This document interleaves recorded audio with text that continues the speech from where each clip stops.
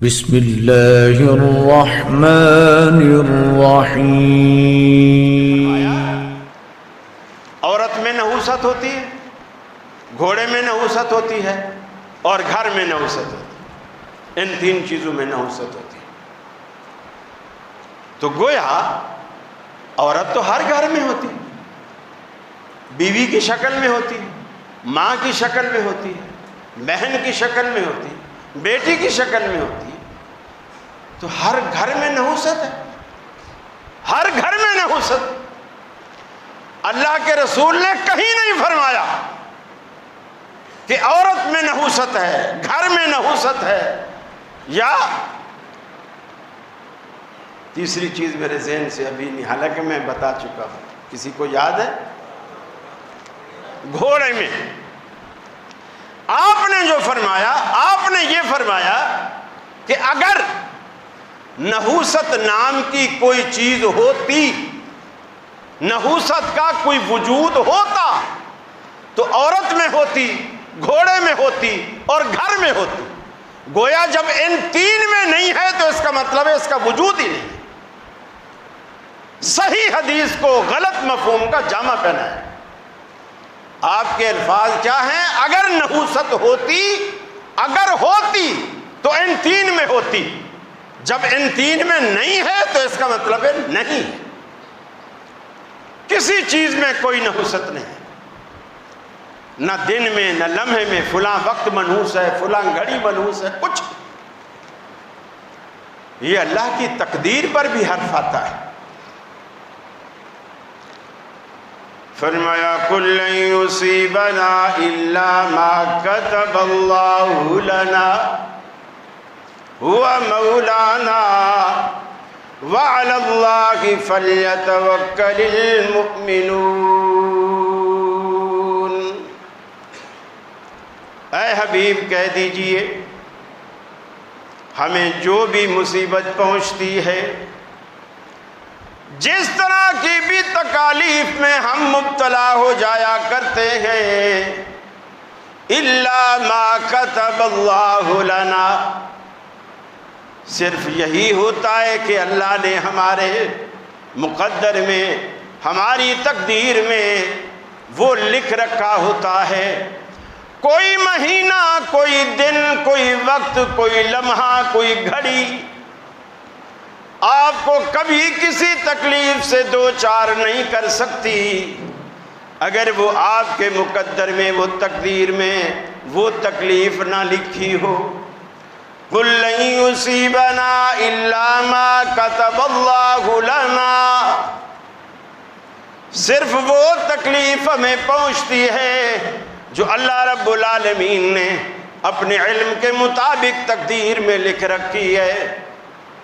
ہوا مولانا، وہ ہم سب کا آقا ہے، ہم سب کا مالک ہے، ہم سب کا والی ہے۔ وَعَلَى اللَّهِ فَلْيَتَوَكَّلِ الْمُؤْمِنُونَ، فرمایا تمام ایمان والے اسی ذات پر بھروسہ کرتے ہیں، اسی ذات پر توکل رکھتے ہیں۔ دوسرے مقام پہ رب العالمین نے فرمایا ما اصابکم من مصیبت فبما کسبت ایدیکم، اس کو کیوں بھول جاتے ہو؟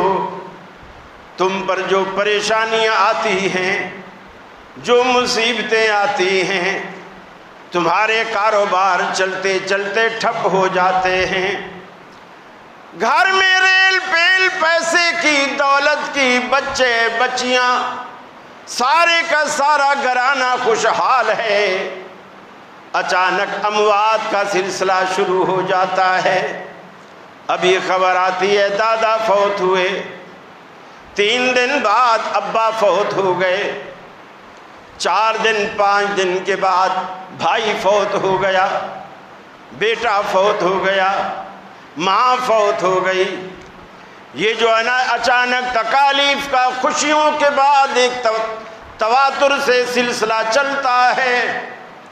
ما اصابکم من مصیبت فبما کسبت ایدیکم، اے تشخیص کرنے والو، اس نقطے پر کیوں غور نہیں کرتے؟ یہ پریشانیاں جو اچانک تمہیں گھیر لیتی ہیں یہ تمہارے ہاتھوں کا کیا دھرا ہوتا ہے، تمہارے اعمال کا بدلہ ہوتا ہے، تمہارے گناہوں کی سزا ہوتی ہے۔ اس قدر اللہ رب العالمین ہمیں آزماتا ہے۔ اگر کافر کو کوئی مصیبت میں رب العالمین ڈالتا ہے تو وہ بطور عذاب کے، اور اگر مسلمان کو مومن کو کسی تکلیف میں ڈالتا ہے تو بطور امتحان کے، اور اگر انبیاء کو تکالیف میں ڈالتا ہے تو درجات کی بلندی کے لیے، چونکہ ان کے دامن نیکیوں سے بھرے ہوتے ہیں، گناہوں سے پاک ہوتے ہیں، معصوم عن الخطا ہوتے ہیں۔ پھر اللہ رب العالمین جو ان پر پریشانیاں ڈالتا ہے محض اپنے ہاں قریب کرنے کے لیے، درجے بلند کرنے کے لیے، جنت میں اعلیٰ ترین مقام دینے کے لیے۔ ما اصابکم من مصیبت فبما کسبت ایدیکم، جب بھی کسی مصیبت میں مبتلا ہو جاؤ، خلوت میں بیٹھ کر تنہائی میں اس کا تجزیہ کیا کرو، جائزہ لیا کرو کہ مجھ سے کیا خطا ہوئی ہے، میری زندگی میں ایسی کیا غلطی سرزد ہو گئی ہے کہ رب العالمین مجھ سے ناراض ہو گیا ہے، اس نے مجھے پریشانی میں کیوں مبتلا کر دیا ہے۔ وَلَنَبْلُوَنَّكُمْ بِشَيْءٍ مِّنَ الْخَوْفِ وَالْجُوعِ، اللہ کہتا ہے مسلمانوں ہم تمہیں مختلف طریقوں سے آزماتے ہیں، آزمائشوں میں گھیرتے ہیں۔ وَلَنَبْلُوَنَّكُمْ بِشَيْءٍ مِّنَ الْخَوْفِ، کبھی ہم تمہیں دشمن کا ڈر دل میں بٹھا دیتے ہیں، دشمن سے ڈرتے ڈرتے تمہاری زندگی گزرنے لگ جاتی ہے، کبھی آنے والی کسی آفت کا ڈر تمہارے دلوں میں بٹھا دیتے ہیں۔ والجوع، اور کبھی بھوک کا عذاب تم پر مسلط کر دیتے ہیں۔ ایک چیز جو تمہیں 1 روپے کی ملا کرتی تھی، ایک وقت ایسا آئے گا کہ تمہیں 100 کی بھی نہیں ملے گی، تم ترسا کرو گے۔ تمہاری زمینیں، تمہاری کھیتی باڑیاں زمین سے کھیتی باڑی اگانا چھوڑ دیں گی، کیوں؟ آسمان سے بارشیں برسنا بند ہو جائیں گی، کیوں؟ فرمایا جب تم غریبوں کا حق مارو گے، زکاتیں دینا چھوڑ دو گے، اللہ رب العالمین آسمان کے دروازے بھی تم پر بند کر دے گا، رحمت کی برکھا نہیں برسے گی۔ جب رحمت کی برکھا نہیں برسے گی، زمین اپنے خزانے نکالنا بھی تم پہ بند کر دے گی، تمہاری کھیتی باڑی نہیں نکلے گی۔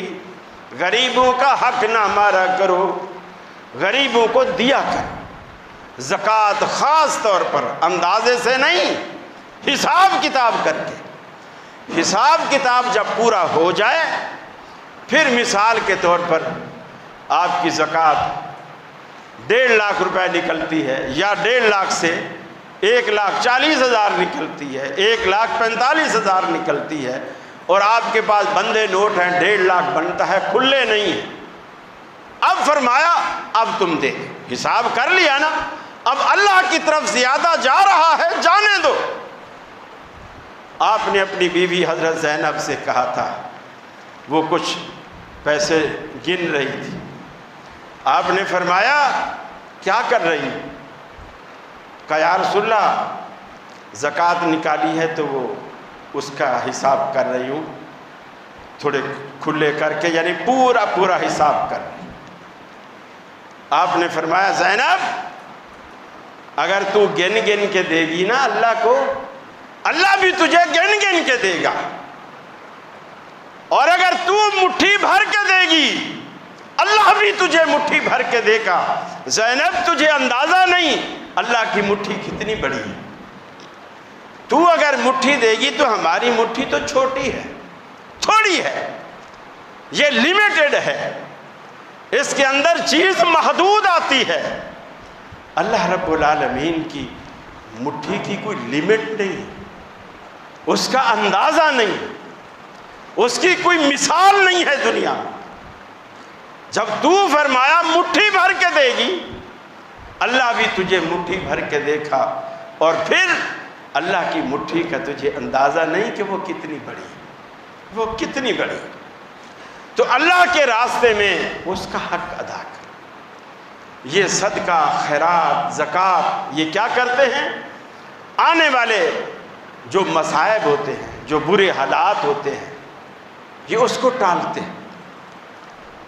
ابھی یہ 20-22 روپے مزید تلوار لٹک رہی ہے. آج رات بڑھنے تھے لیکن نہیں بڑھے، لیکن بڑھیں گے. وقتی طور پر کوئی 1-2 دن لوگ چپ بھی ہو جاتے ہیں، چونکہ ادھر بجلی والا بحران بھی چلا ہوا ہے، لوگ بل جلا رہے ہیں، تو اس لیے انہوں نے کہا یہ تو لوگ پھر تپ جائیں گے. ابھی تو بجلی والی تحریک نہیں ختم ہوئی، کل پھر ہڑتال ہے، تو اس لیے انہوں نے روک دیا، ورنہ یہ بڑھنا ہے، یہ بڑھنا ہے. یقین مانیے کسی سفید پوش کا سفید پوشی بچانا مشکل ہو گیا.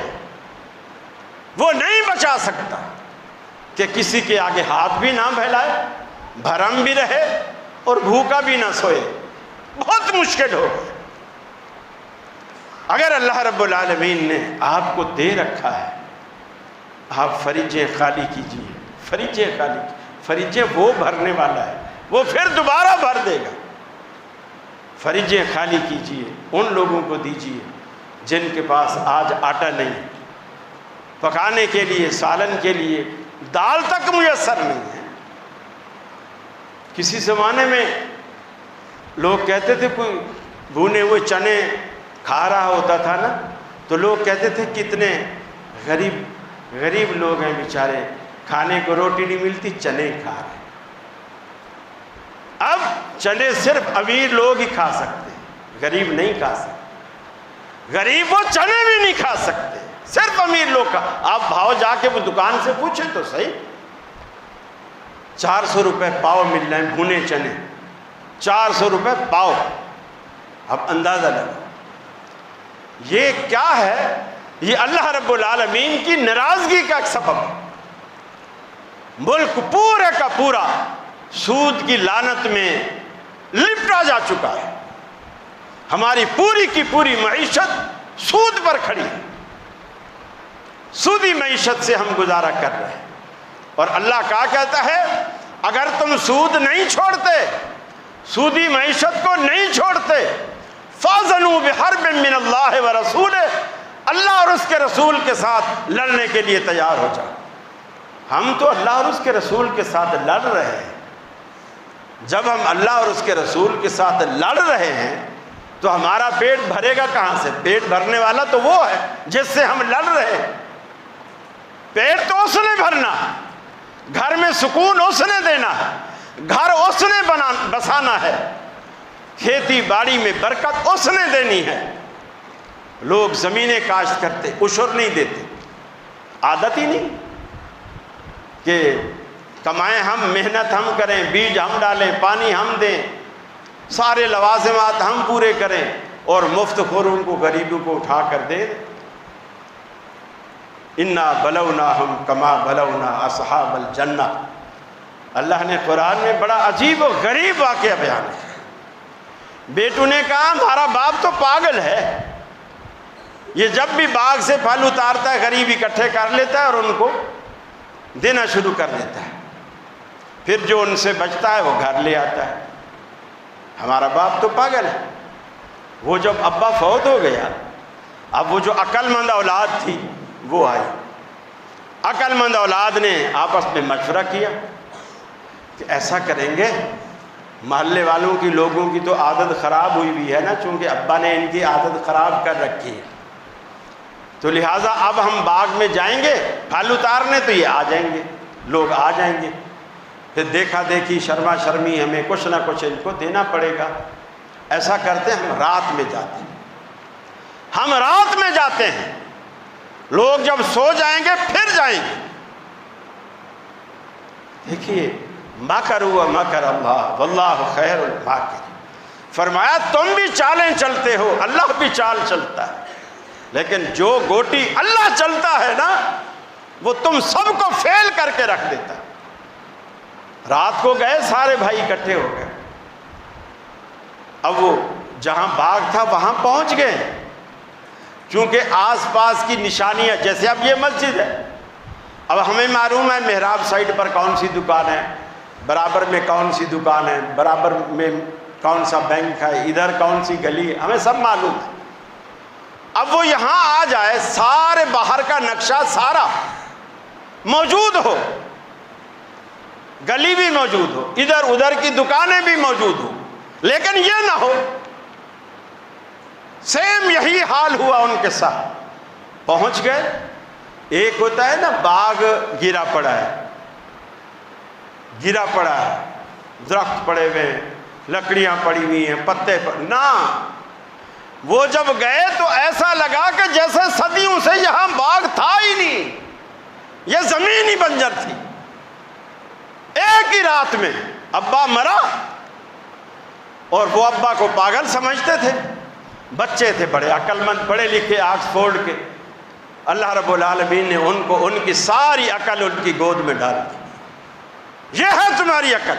اللہ کبھی کبھی اپنے آپ کو منواتا ہے اور طاقت سے منواتا ہے کہ میں رب ہوں. میں اگر وقتی طور پر تمہیں نہیں پکڑتا تو اس کا مطلب یہ نہیں ہے کہ مجھے پتہ نہیں ہے. قرآن مجید کی جو آیت میں نے پڑھی، ما اصابکم من مصیبت فبما کسبت ایدیکم ویعفو عن کثیر. ارے ہم کبھی کبھی تو پکڑتے ہیں، لیکن اکثر ہم تمہیں معاف کر دیتے ہیں، اکثر ہم تمہیں معاف کر دیتے ہیں. اور یہی وجہ ہے کہ ہم بچے ہوئے. یہ اللہ کی رحمت اور مہربانی کا نتیجہ ہے، وہ جو اکثر ہمیں معاف کر دیتا ہے، اس وجہ سے ہم بچے ہوئے ہیں.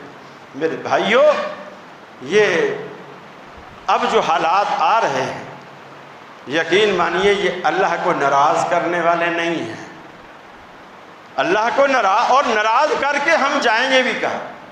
اگر ہم دنیا چھوڑ دیں کہ جی ٹھیک ہے اللہ تو ہم سے ناراض ہے نا، ہم تیری دنیا میں نہیں رہتے، مر کر کہاں جائیں گے؟ برزخ بھی اسی کی ہے، آخرت بھی اسی کی ہے، جنت بھی اسی کی ہے، دوزخ بھی اسی کی ہے. ہم کہاں جائیں؟ بھاگنے کا کوئی راستہ نہیں سوائے اس کے کہ بندہ اس کو منائے. اور منانے کا بڑا آسان طریقہ ہے، فقط ایک سجدہ ندامت کے 2 آنسو. اے خدا کتنا آسان ہے منانا تجھ کو. وآخر دعوانا